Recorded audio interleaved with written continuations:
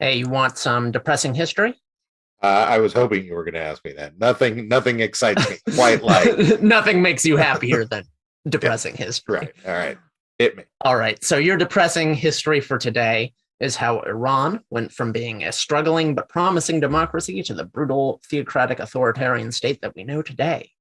So in 1901, a British millionaire, a billionaire in today's dollars, negotiated a deal with the government of Iran for exclusive rights to the oil in the country for 60 years. In exchange, the Shah, the dictator at the time, received a portion of the profits, an equal share of the resulting company, and a boatload of cash. Now, for a while, this looked like a pretty bad bet for the British guy, since they didn't find any oil for many years. Eventually, of course, they did, because Iran is lousy with oil, and this whole enterprise became one of the biggest oil companies in the world at the time, the Anglo-Persian Oil Company, later the Anglo-Iranian Oil Company. Now, after this, the government of Iran changes several times. There's a British-backed coup in the 20s, which replaces one Shah with another. During World War II, due to long-standing enmity with the Russians, the Shah refuses to expel German nationals from the country at the behest of the Allies. And basically, the Allies invade and take over the country to get access to its oil and also just its critical sort of geographic position in the war in the Middle East. Now, following World War II, the country is in really bad shape because of the war and because they no longer have like any kind of, they don't have their own government. And eventually a deal is made to get them free elections so they can have their own government. And the Americans promise they will respect Iranian independence. Now, during all of this, the deal with the Anglo-Persian Oil Company gets renegotiated a bunch of times, including since the government is changing, including in 1933, where they promised to give Iranian laborers better pay, better opportunities for advancement, and use profits to help build schools, roads, hospitals, that kind of thing. And the Anglo-Persian Oil Company ultimately did not do any of those things. Now, fast forward to 1953, there's a newly elected prime minister, Mohammad Mossadegh. The country is democratic for the first time ever. He gets elected on a promise of making Iran independent, free, and prosperous. So one of the first things he does is start an audit of this oil company, now the Anglo-Iranian Oil Company, to ensure that they're living up to their end of the various contracts and stuff they've made with the Iranian government. Now, this goes on for a while, but the company refuses to cooperate with the audit. They refuse to hand over documents. They basically refuse to allow it to go forward at all. Eventually, Mossadegh decides, okay, since you won't cooperate, Iran will nationalize its oil and just expel the oil company from Iran entirely. The West responds with sanctions, then covert military operations, and then finally a coup wherein the British and Americans installed a new dictator who ruled until the Iranian Revolution in 1979. They also did this with heavy cooperation from the Iranian clergy, who weren't really fans of the whole democracy thing. And in 2013, the United States released documents about this coup called Operation Ajax and finally acknowledged, yeah, we did that. Oops. I love how we are constantly apologizing for what we did 50 years ago. It's true. You know, if we don't stop, we're going to have to keep apologizing 50 years from now. Yeah, and people are always like, oh, it's ancient history. Who cares? I care because we're probably still doing it. You know, we didn't acknowledge this till 2013. So, you know, I imagine in 50 years we'll hear, oh yeah, we totally like destabilized Venezuela's economy in this way or that way or whatever. You know, not that Venezuela seemed like they needed a lot of help, but like that's just an example, you know. Yeah, well, they did have oil. They had something. I mean, the other, no offense to other countries in South America, but they don't have what we want. Right. Venezuela does. They do have what we want. They have what everybody wants. So like, I don't like to say, yeah, we intervened in this country militarily without like, because I sound like a conspiracy theorist if I say it without proof, but like, we're not going to get proof for 50 years. Oh, like, no. I know we don't have any proof for Venezuela. Yeah, no, I get that. But we do have proof for Iran and the Ba'ath Party in Iraq. We do know that this stuff went on. This is not a secret. And yeah, I don't know. This kind of comes back to playing the game of borders. You know, we crossed their border. Right. You know, we went into their house. That's not, you know, now to be fair, if I hear my neighbor beating the crap out of his wife, I will then probably go into his house. So right. So these guys were supporting the Nazis. So like, of course we took over. Yeah. But then again, they were supporting the Nazis because like the Nazis were opposed to the Russians, and the Russians had been really, really bad to Iran for like centuries. But, still there's never really an acceptable reason to support the Nazis. So like, I don't have a huge problem with what we did during World War II, but like, we totally did not keep our promise of an independent Iran. Well, we allowed them to be independent for like 2 years until they did something we didn't like. Yeah, I don't expect the United States to be perfect. No. But I do expect us to be on the hero's journey. You like to write? You know what the hero's journey is? Sure. I like the idea that when confronted with something, we may make the wrong decision, bad things may happen, but ultimately over time we learn our lesson and things change. I don't feel like that's going on. No, me neither. I don't feel like the United States is. I think we've just gotten maybe a little sneakier about it. Yeah, or just playing our reputation, which is kind of the scary part, because as we sort of start to lose financial power, we can only rely solely on our reputation for so long. Right. But and I do want to point out that the British did spearhead this. So we were just they're not innocent. So, well, for anyone who's always complaining I'm making fun of America or, criticizing America, like, yeah, I am, but the British are worse. So take heart in the fact that we're not as bad as the British, okay? I'm not just criticizing America to be edgy. The British are worse. Well, also, you're not necessarily criticizing America. This is part of the problem with the world. Yeah. That people get so defensive. I am an American. I am a patriot. I believe in America. I want America to make the changes that will make me extra proud to be an American. I'm not just proud. It's like my house. Again, the door.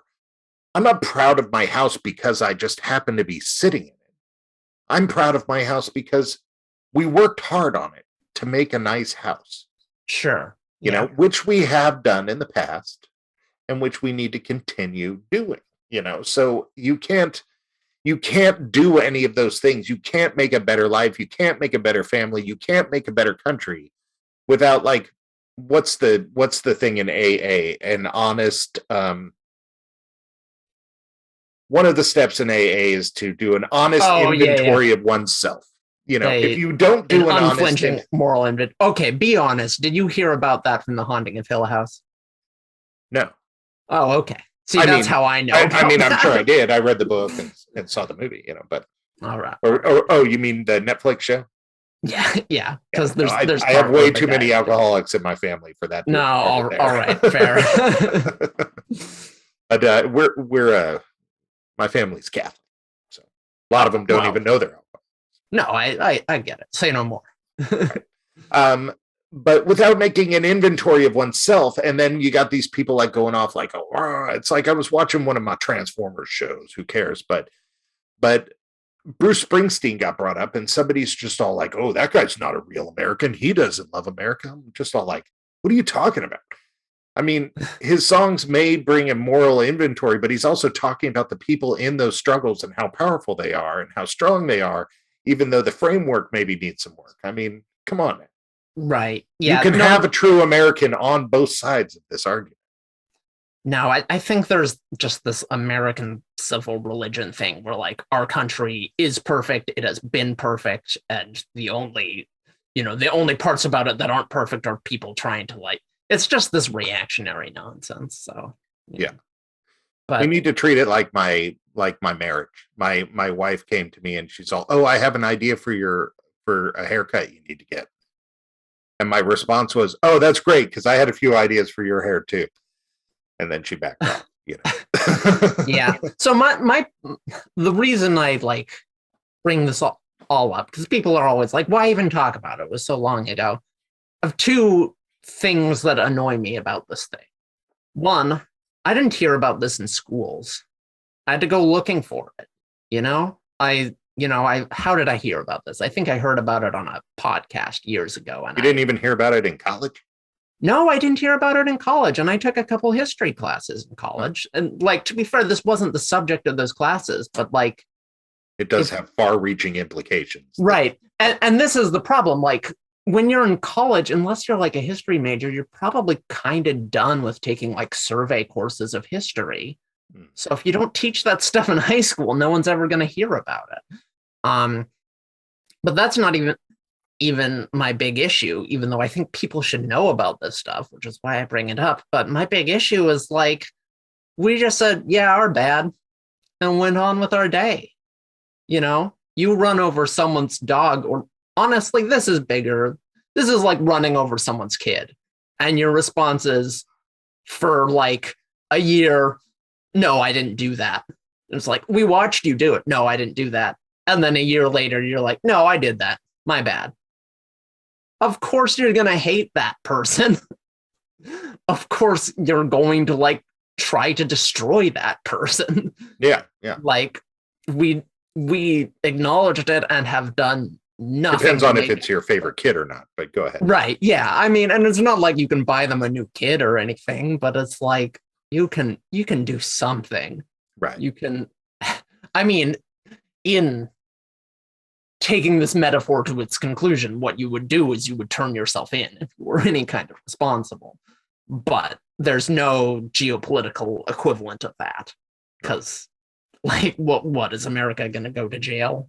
That's right. That's the hard part. But we can make reparations for it. We can do something to take our part of the responsibility for what happened. And it's not just Iran. There's dozens of countries where we should be taking responsibility that we haven't. And isn't responsibility a cornerstone of American values? You'd think so. People talk like it is, but it isn't. And, this also makes me think of reputation management. Right. In the work that I do, sometimes if a business has a bad reputation, you do reputation management. And so if you got a bunch of bad reviews, what you do is you go try to fix those reviews. If you can't, you know what you do? You do a bunch of good stuff and go out and get better reviews, so it buries all the bad ones.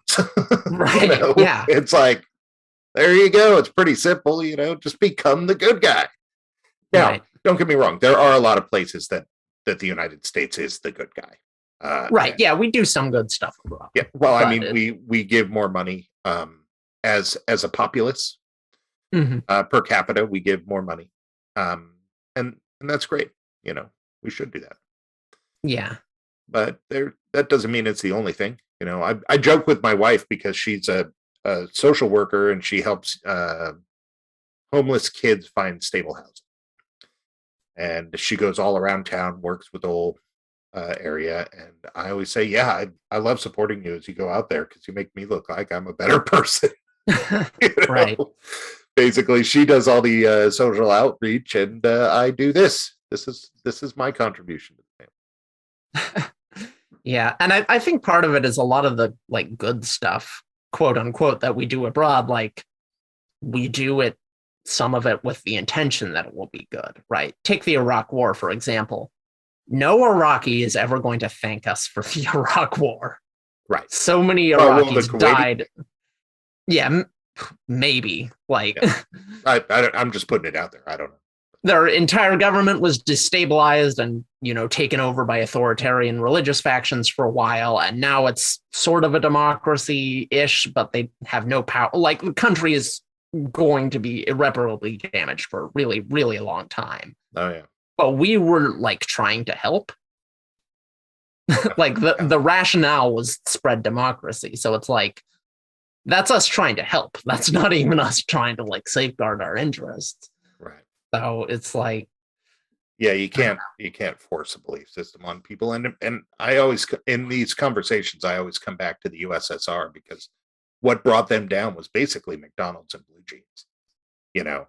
Basically, we just made our society look so good to them that was a major factor in what dismantled the Soviet Union. Was their people weren't interested anymore. Right. So we just need to just drop McDonald's kids meals all over the country, apparently. Yeah, but I mean, I don't know.